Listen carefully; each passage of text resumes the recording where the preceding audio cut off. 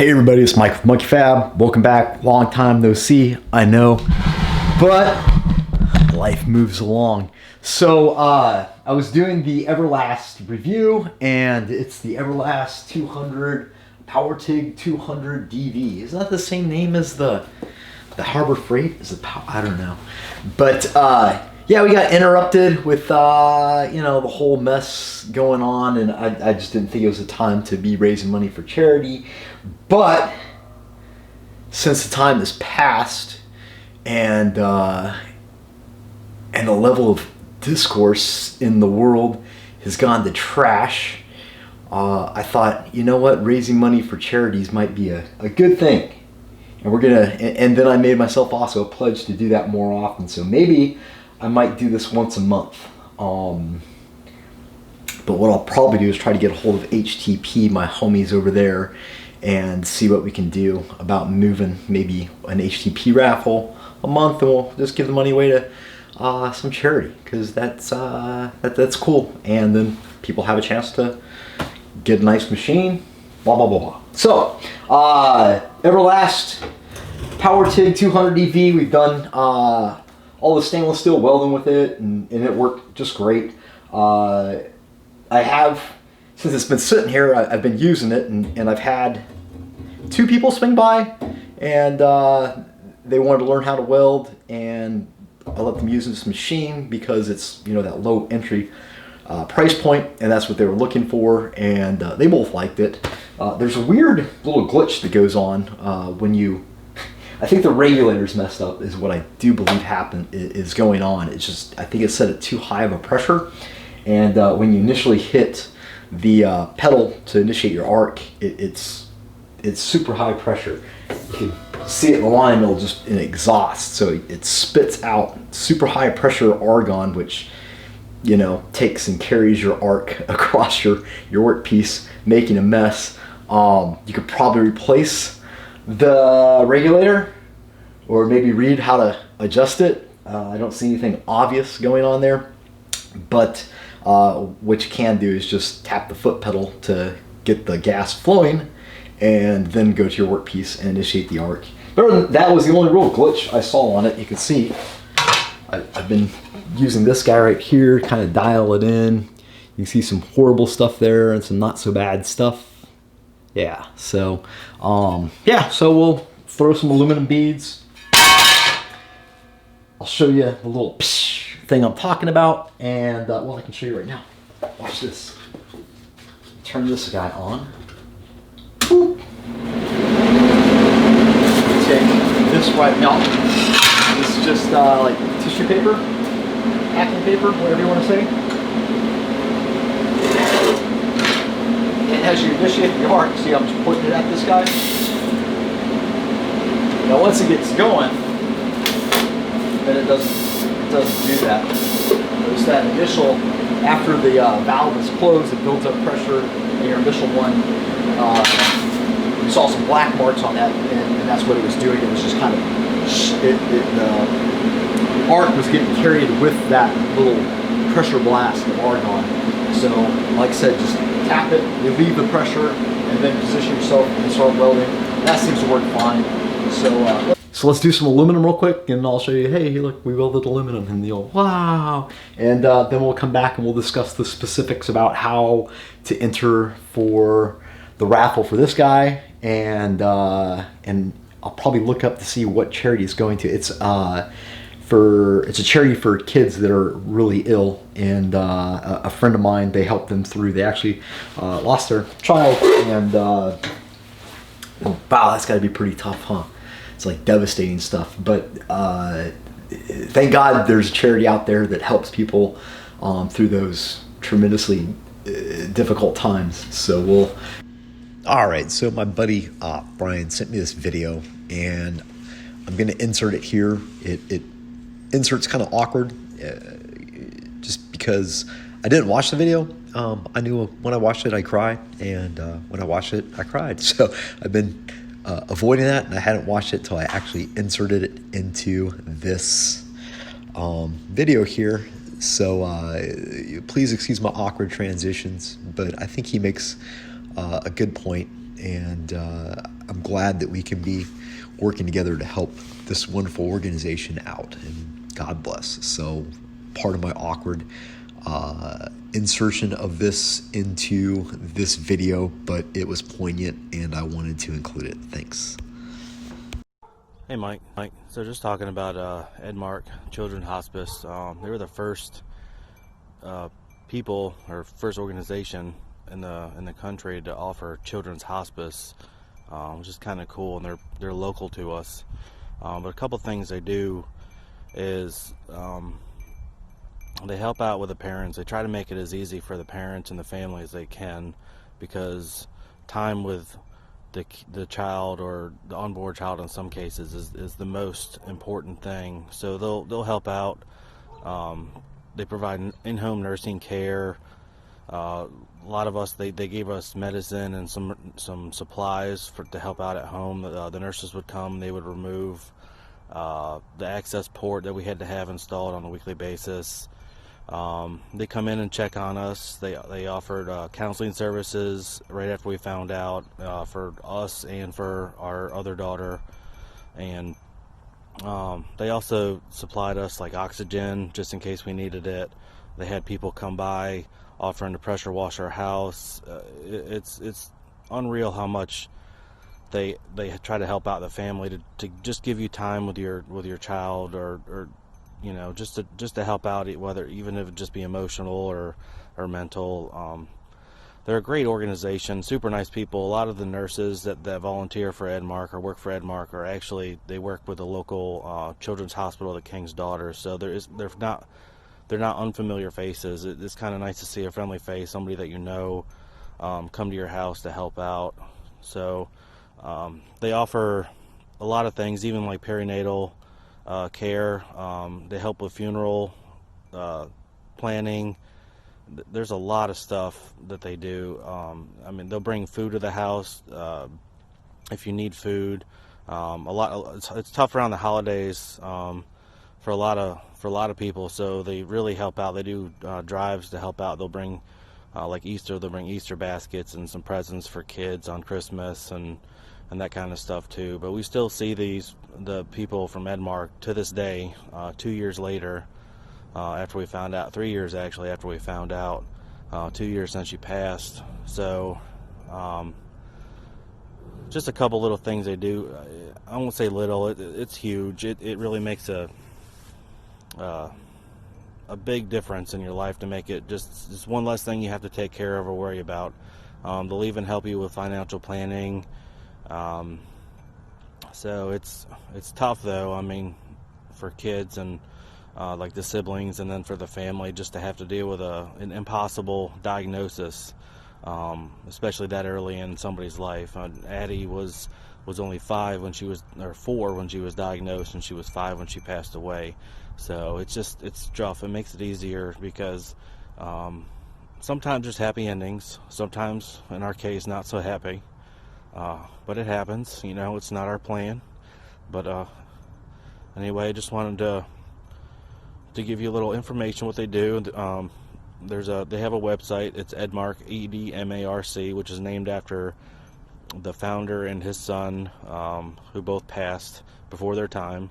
It was Edward and Marcus were their names, so that's how they kind of came up with the name. But it just makes it easier on the parents and the family, that there's a place out there, there's a charity that is just for children's hospice, just to help the family and make the child comfortable. Because most times you'll find that kids, they don't want to be in a hospital, they want to be at home. So the more time you spend at home with them, the happier they are. And it's just nice that those people will come by, help you out, do whatever they need to do to make things just a little bit easier for you, because you're already having a rough time. So it's just tough when you have to come here to visit your daughter, and those people just make it just a little bit easier. So I appreciate what you do, and have a good day. Thanks.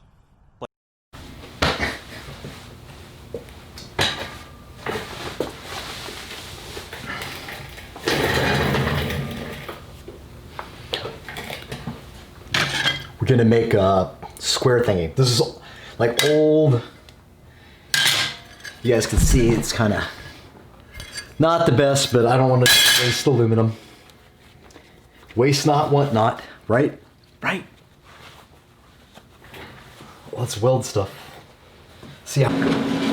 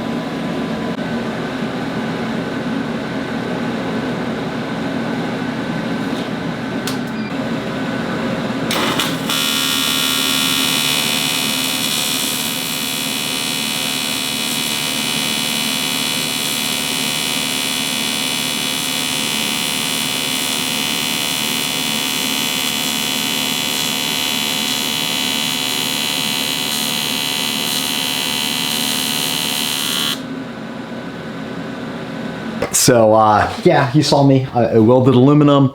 That little high pressure thing, it's annoying. I think you just get used to it. There's a couple times that, you know, you get so focused on the actual welding part, you forget to to let it vent before you start. And I'll show you exactly what that does. Again, I'm sure it's just the regulator. It needs to be swapped out or adjusted somehow, but you know, that's what it is. Does it prevent you from welding? No, not at all. You also saw me. I had this guy plugged in to the wall socket over there. This is just 110. So we did some aluminum welding. You guys saw me throw these beads right here down, and yeah, it worked fine on 110. Here is our, and it also works, you know, on stainless and 110. These guys are hot, ow, of course. And yeah, so we welded some outside corner joints. You guys see the little black spots right here? Well, that's where I forgot to tap the thing, and it went same here, little psh, and then that high pressure kind of carries the, hi dead mosquito, carries the arc along with it. One of these guys, I did all 1/16, yeah, except this one. This one we did with 3/32 filler wire, and then I usually use 3/32 to do bungs. Yeah, so got a fillet weld here. We got you know, outside corner joints and some bungs. I'm pretty happy with that. Here are, I'll show you the settings we used. So as far as my AC frequency and balance goes, that's where it was set at. I adjusted the gas flow a little bit. I actually had the gas about 6 post flow for the aluminum, then I turned it up to 12 for the stainless. That's it. Wrap up of the Everlast powertig 200 DV take 2, because the first one I was way too long-winded on. Shocking, I know, right? Things I like, good price point. I like the the heavy duty torch, and the thick flexible cable works really nice. You're able to weld longer than you normally would with what comes on most machines as far as the air-cooled torches are concerned. You should definitely throw on, if you're doing stainless and stills, one of these fancy GLS fab kits. I have them on my website. For the large torch, you need the stubby gas lens. So you just pick it from the drop-down menu. You can find that at my website, which is monkeyfabgarage.com.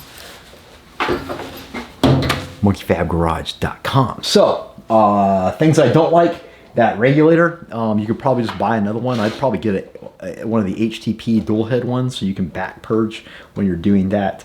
It's a toss-up between this and the Harbor Freight machine. So I like the warranty with the Harbor Freight. I like to be able to just go down the road. Harbor Freight's probably about 30 minutes from here, and you could exchange it if there's a problem, and then you could add another few years to your warranty for really not much money.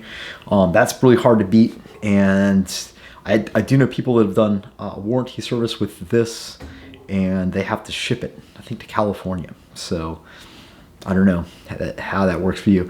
I've never had a machine break on me that I needed to have it serviced. I will find some wood and I will knock on it. But if that does happen, it's nice to have that option. So anyway, let's get this raffled off. We have to sell 300 tickets at $10 a pop for the machine. How you do that is you just will send $10 to the PayPal address that's going to be inserted right here, which is my wife's PayPal address. Mine's way too busy with my work to try to keep up with all this. You're going to need to send it friends and family, or it'll just get refunded, and you're going to also need to put your contact information in the notes, or it will be refunded. You don't get to pick your slot. It's just 1 through 300, and as soon as those 300 are filled up, then we'll go ahead and get the machine raffled off. It's only good for here in the continental US, which I will pay for the shipping. However, if you live outside that area and you're willing to pay for shipping and import taxes and all the other stuff, then hey, knock yourself out. It's on you. I think that pretty much does it. That explains everything we need to know. I'm going to be running the raffle off my Facebook page. The link will be below in the description. So just click that, and then once you send your money, what I'll do is every night or every morning I will update the people that sent money into those slots, and they'll go in there numerically, chronologically. Is that the word I'm looking for? Numerically by chronologically, something like that. So 1 through 300, and yeah, once we get it filled up, we'll do a live feed and get that done. And then my friend who will give the money to the charity will also videotape it, and we'll post that like you do all my videos on my YouTube page. You always see me giving the check to whomever we're raising the funds for, so that way you're not just feeding me. This is done for the good of people. So yeah, yeah. Be sure to read all the fine rules and details on the Monkey Fab link below, and I wish you guys good luck, and I also appreciate your help in raising money for a good charity. Thanks.